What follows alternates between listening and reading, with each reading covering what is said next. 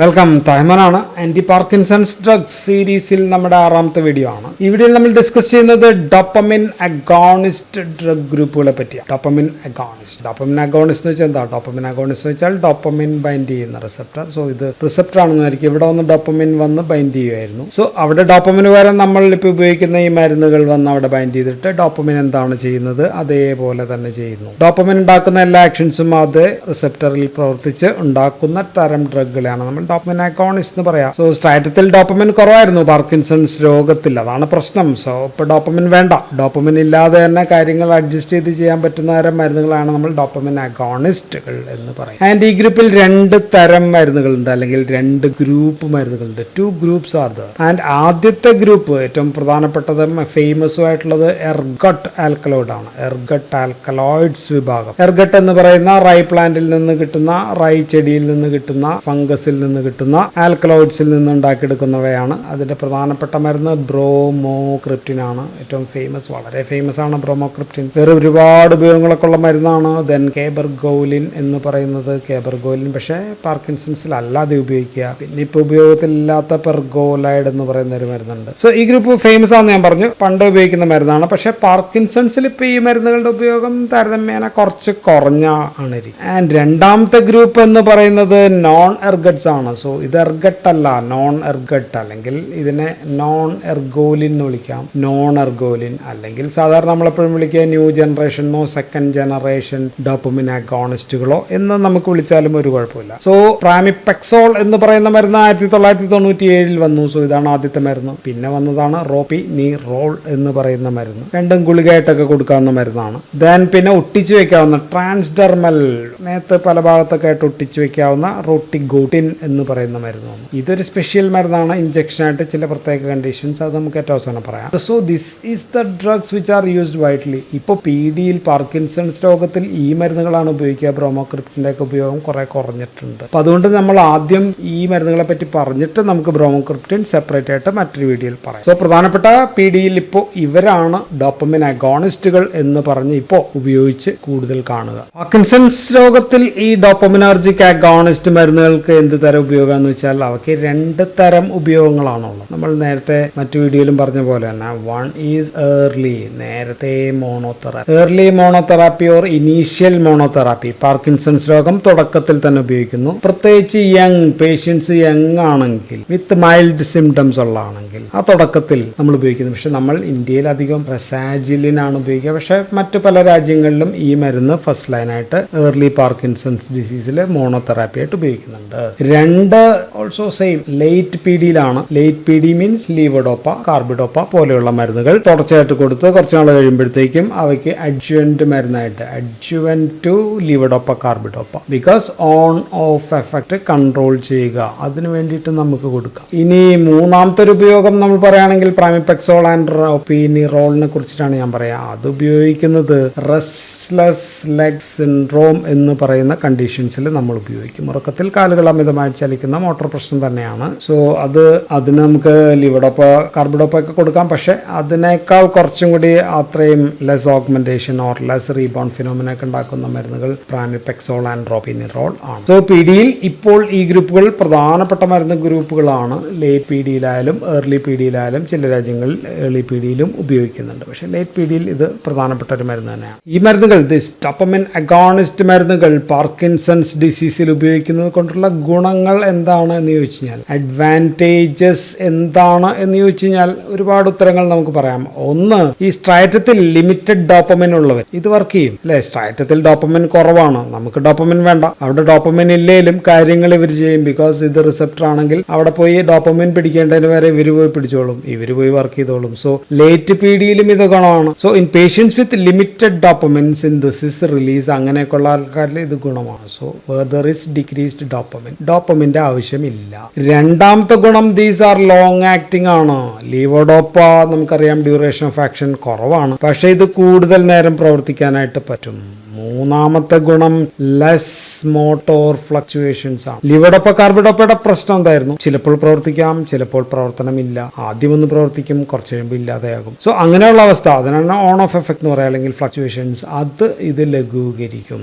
നാലാമത്തെ എഫക്ട് എന്ന് പറയുന്നത് it has more selectivity. Actions selective ആണ്. ലിവഡോപ്പ കൊടുത്തു കഴിഞ്ഞാൽ എന്തുണ്ടാകും? അത് ഡോപ്പമിൻ ആകും. ഡോപ്പമിൻ എന്തെല്ലാമാണോ ബ്രെയിനിൽ ചെയ്തുകൊണ്ടിരുന്നത്, അല്ലെങ്കിൽ പുറത്ത് ശരീരത്തിന് ബ്രെയിനിൽ പുറത്ത് ചെയ്തിട്ട് അതെല്ലാം ഡോപ്പമിൻ ഇവർ ചെയ്യും. പക്ഷേ ഇതിന് അങ്ങനെയില്ല. ഇത് ഡോപ്പമിൻ റിസപ്റ്ററിൽ മാത്രമാണ് പ്രവർത്തിക്കുക. ഉദാഹരണത്തിന് പ്രാമിപെക്സോൾ എന്ന് പറയുന്ന മരുന്നാണെങ്കിൽ D2, D3, D4 അവിടെ മാത്രമേ ഉള്ളൂ. കുറച്ചൊരു ആൽഫ 2 ആക്ഷൻ കൂടി ഉണ്ട് എന്ന് പറയാം. എങ്കിലും കൂടുതലായിട്ട് D2, D3 ആണ് പ്രാമിപെക്സോളിനുള്ളത്. റോപ്പിനിറോൾ നോക്കിക്കഴിഞ്ഞാൽ അതിന് ആൽഫ ആക്ഷൻസ് ഇല്ല, ഈ ആക്ഷൻസ് ഇല്ല. ബാക്കി ഈ ആക്ഷൻസ് സെയിം തന്നെയാണ്. റോട്ടിഗോട്ടിന് ഒട്ടിച്ചു വയ്ക്കുന്ന റോട്ടിഗോട്ടിന് D1 ഉണ്ട്, D2 ഉണ്ട്, D3 ഉണ്ട്, D4 ഉണ്ട്. കുറച്ചെങ്കിലും ചിലപ്പോൾ 5HT ആക്ഷൻസ് ഉണ്ടെന്ന് പറയാം. Then അപ്പോമോർഫിന് D1, D2, D3, D4 എല്ലാ ആക്ഷൻസ് ഉണ്ട്. പ്ലസ് സം 5HT1 ആക്ഷൻ ഉണ്ട്. ദെൻ സം 5HT2 ആക്ഷനും അതിനുണ്ട്. എങ്കിലും കമ്പാരിറ്റീവ്ലി നമുക്ക് പറയാം they have only D1 and D2 action. പ്രധാനമായിട്ടും D2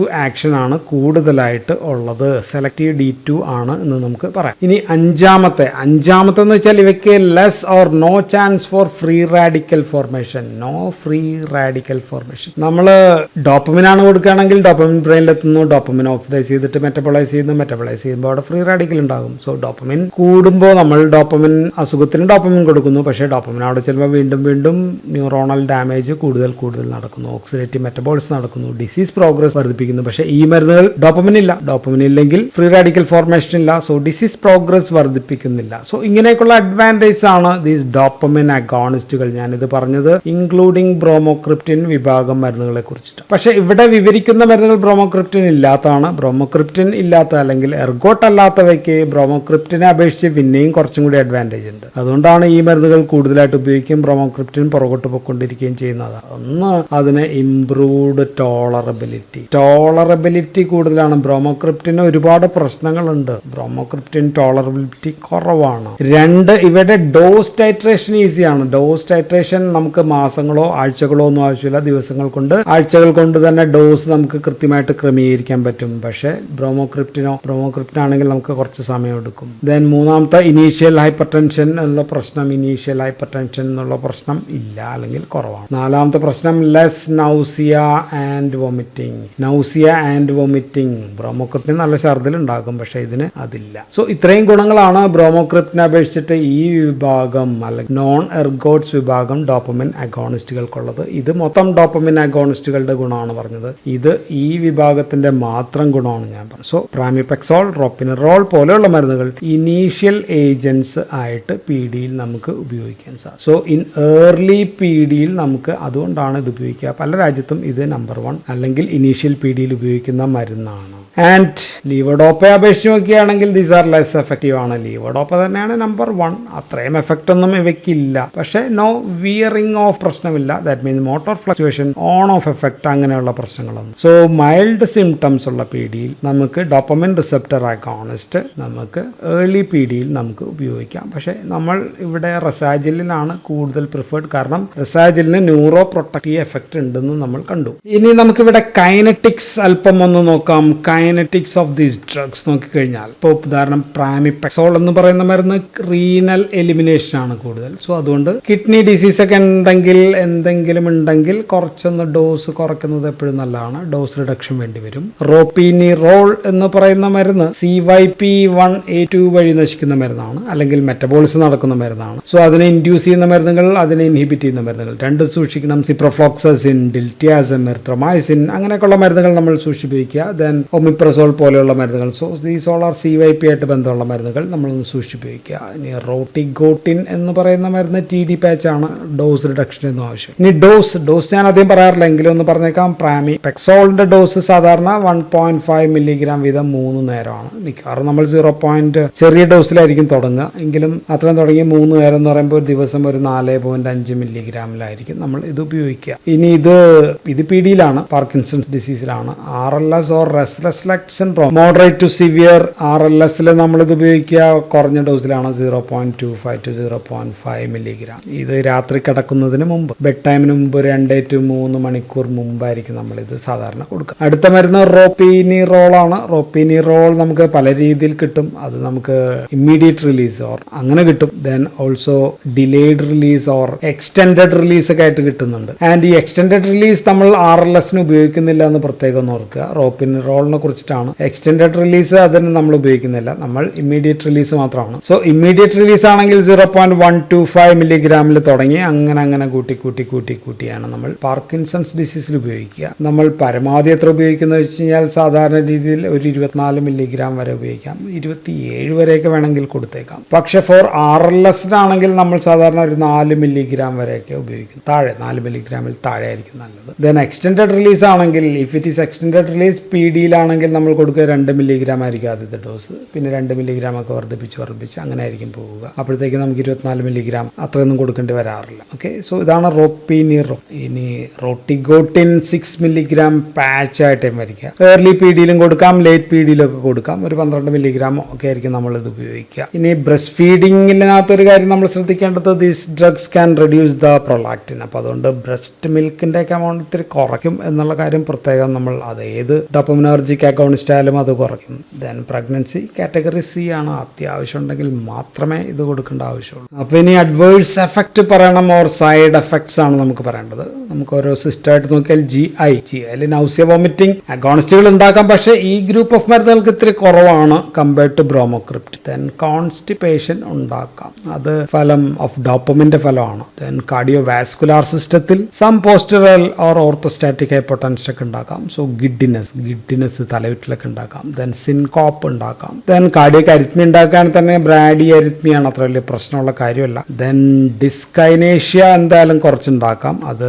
അബ്നോർമൽ മസിൽ മൂവ്മെന്റ് ആണ്. അബ്നോർമൽ മൂവ്മെന്റ്സ് ഒക്കെ കുറച്ചുണ്ടാവും എന്തായാലും. ദെൻ ഹെഡ് ടേക്ക് തലവേദന ഉണ്ടാക്കാം. പിന്നെ ഒരു പ്രശ്നം സഡൻ, പെട്ടെന്ന് അങ്ങ് ഉറങ്ങിപ്പോവാണ്, സഡൻ അറ്റാക്ക് ഓഫ് സ്ലീപ്പ് ഉണ്ടാക്കാം. അത് നമ്മൾ വേറെ മരുന്നിന്റെ ഗ്രൂപ്പിൽ പറഞ്ഞു. ഡേ ടൈം എക്സസൈസ് സ്ലീപ്പ് ഉണ്ടാക്കാം. ഉറക്കച്ചടവ്, സോംനോളസൻസ് ഒക്കെ ഉണ്ടാക്കാം. ദെൻ പിന്നെ ഒരു പ്രശ്നം ഇമ്പൾസ് കൺട്രോൾ ഡിസോർഡേഴ്സ് ആണ്, അല്ലെങ്കിൽ ഇമ്പൾസീവ് ഡിസോർഡേഴ്സ് എന്ന് വിളിക്കാം. അതിനിപ്പോൾ നമുക്ക് compulsive habits, obsessive compulsive disorder എന്നൊക്കെ പറഞ്ഞ പോലെ കമ്പൽസീവ് ഹാബിറ്റ്സ് ഉണ്ടാക്കാം. ദെൻ സെക്ഷുവൽ എക്സസ് ചിലപ്പോൾ ഉണ്ടാക്കാം, ബിക്കോസ് ഡോപ്പമിന്റെ പ്രശ്നമാണ്. ഗാംബ്ലിംഗ് അങ്ങനെയൊക്കെയുള്ള പ്രശ്നങ്ങൾ ഉണ്ടാക്കാം. Then hallucination, all these are because of increased dopamine like action ആണ്. ദെൻ പിന്നെ ഒരു പ്രശ്നം ഡോപ്പമിൻ ഡിസ്റെഗുലേഷൻ സിൻഡ്രോം. ദാറ്റ് മരുന്ന് കഴിച്ചാൽ പിന്നെ അങ്ങോട്ട് കഴിക്കാൻ തോന്നും. അഡിക്ഷൻ ആണോ എന്ന് ചോദിച്ചാൽ അത്ര അഡിക്ഷൻ ഒന്നുമല്ല, പക്ഷേ കുറച്ചും കൂടി മരുന്ന് കഴിക്കണം എന്നുള്ളൊരു പ്രശ്നമാണ്. അങ്ങനെ മരുന്ന് കൂടുതലായിട്ട് കഴിക്കുന്ന പ്രശ്നമാണ് ഡോപ്പമിൻ ഡിസ്റെഗുലേഷൻ സിൻഡ്രോം എന്ന് പറയും. അപ്പൊ ഇനി നമുക്ക് അപ്പോമോർഫിനെ കുറിച്ചിട്ട് 2 വാക്കുകൾ കൂടി പറഞ്ഞിട്ട് ഈ സംഭവം നിർത്താം. അപ്പോമോർഫിൻ അത് സാധാരണ നമ്മൾ കൊടുക്കുന്ന ഒരു മരുന്നല്ല. ഡോപ്പമിൻ മറ്റ് മരുന്നുകൾ പോലെ പാർക്കിൻസോൺസിന് കൊടുത്തേക്കുന്ന മരുന്നല്ല, സ്ഥിരം ഉപയോഗിക്കുന്ന, ഡെയിലി ഉപയോഗിക്കേണ്ട മരുന്നല്ല. ഇതൊരു റെസ്ക്യൂ ട്രീറ്റ്മെന്റിന് വേണ്ടി കൊടുക്കുന്ന മരുന്നാണ്. ഓഫ് എപ്പിസോഡ് ഉള്ള ഒരു മനുഷ്യനിൽ, ഓഫ് എപ്പിസോഡ് എന്ന് വെച്ചാൽ ഹൈപ്പോമോട്ടിലിറ്റി, ഒട്ടും മസിലൊന്നും ശരിയായിട്ട് മൂവ് ചെയ്യാത്ത പ്രശ്നം, അപ്പൊ നമ്മൾ സബ്ക്യൂട്ടേനിയസ് ഇഞ്ചക്ഷനായിട്ട് നൽകാനുള്ള മരുന്നാണ്. സോ ഇതിന് ഡോപ്പമിനിൽ എല്ലാ റിസപ്റ്ററിലും ആക്ഷൻ ഉണ്ട്. നമ്മൾ പറഞ്ഞു D4 ഉണ്ട്, D3 ഉണ്ട്, D2 ഉണ്ട്, D1 അങ്ങനെയൊക്കെയുള്ള ആക്ഷൻസ് ഉള്ള മരുന്നാണ്. അപ്പോൾ മോർഫിൻ പേര് കേൾക്കുമ്പോൾ മോർഫിനായിട്ട് തോന്നും. മോർഫിന്റെ ഒരു ഡെറിവേറ്റീവ് സ്വന്തക്കാരനൊക്കെയാണ്, പക്ഷേ അതിന്റെ ആക്ഷൻസ് ഒന്നും തന്നെ ഇവയ്ക്കില്ല. മോർഫിനായിട്ട് യാതൊരു ബന്ധവുമില്ല. സാധാരണ നമ്മൾ ഇഞ്ചക്ഷൻ ആദ്യം കൊടുക്കുക 2 മില്ലിഗ്രാം ആണ്, പിന്നീട് നമ്മൾ 1 മില്ലിഗ്രാം വീതം, അങ്ങനെ ഒരു 6 മില്ലിഗ്രാം ഒക്കെ ആയിരിക്കും നമ്മൾ കൊടുക്കുക. TAD ഒക്കെ ആയിട്ട് കൊടുത്തേക്കാം. ആൻഡ് ഇഞ്ചക്ഷൻ കൊടുക്കുന്നതിന് മുമ്പ് മിക്കവാറും നമുക്ക് ഛർദ്ദിക്കാതിരിക്കാനുള്ള ചില മരുന്നുകൾ നമുക്ക് കൊടുക്കേണ്ടി വന്നേക്കാം. ഒരു നേരത്തെ കൊടുക്കേണ്ടി വരും, 3-4 ദിവസമൊക്കെ മുമ്പൊക്കെ കൊടുക്കേണ്ടി വരും. Because it is highly emetogenic. ഡോപ്പമിനെ സ്റ്റിമുലേറ്റ് ചെയ്യുന്ന ഡ്രഗ് എന്ന് പറയുമ്പോൾ CTZ സോണിനെ സ്റ്റിമുലേറ്റ് ചെയ്യും. സോ എമറ്റോജനിക് ആണ് എങ്കിൽ നമുക്ക് 5HT3 ആന്റഗോണിസ്റ്റ് കൊടുത്ത് ഛർദിൽ തടയാം എന്ന് വെച്ചാൽ 5HT3 നമ്മൾ പഠിച്ചു, അതിന് ഡോപ്പമിനിലെ യാതൊരു ആക്ഷനും ഇല്ല. സോ ഇത് കൊടുത്തിട്ട് യാതൊരു ഫലമില്ല. മാത്രമല്ല ഇത് മൂലമുള്ള രണ്ടും കൂടി കൊടുക്കുമ്പോഴുള്ള ദോഷഫലങ്ങളും ഉണ്ടാകും. സോ അതുകൊണ്ട് 5HT3 ആന്റഗോണിസ്റ്റ് കൊടുത്തിട്ട് കാര്യമില്ല, ഡോപ്പമിൻ റിസപ്റ്റർ ആന്റഗോണിസ്റ്റുകൾ തന്നെ ഛർദിലിനെതിരെ കൊടുക്കുക. ദെൻ ഈ മരുന്നിന് ചിലപ്പോഴെങ്കിലും QT പ്രൊലോങ്ങേഷൻ പോലെയുള്ള ആക്ഷൻസ് ഉണ്ടാക്കാം. മറ്റു ചില ആക്ഷൻസ് ഒക്കെ ഉണ്ട്, ഇപ്പോൾ അതൊന്നും ഉപയോഗിക്കുന്നില്ല. പെട്ടെന്ന് ഓർക്കുമ്പോൾ തന്നെ ഇതിന് ഭയങ്കര ഛർദിൽ ഉണ്ടാക്കുന്ന മരുന്നാണ്. നമ്മൾ സാധാരണ കൊടുക്കുന്ന മരുന്നല്ല. ഭയങ്കരമായിട്ട് ആൾക്ക് ഒട്ടും ഓഫ് എഫക്റ്റിൽ കിടക്കുന്ന ഒരാൾക്ക്, ഹൈപ്പോ മൊബിലിറ്റി ആയിട്ടുള്ള ഒരാൾക്ക് നമുക്ക് ഇഞ്ചക്ഷൻ കൊടുത്ത് റെസ്ക്യൂ ചെയ്യാനായിട്ട് ഉപയോഗിക്കുന്ന മരുന്നാണ് apomorphine. So that's all in this video. Thank you for watching.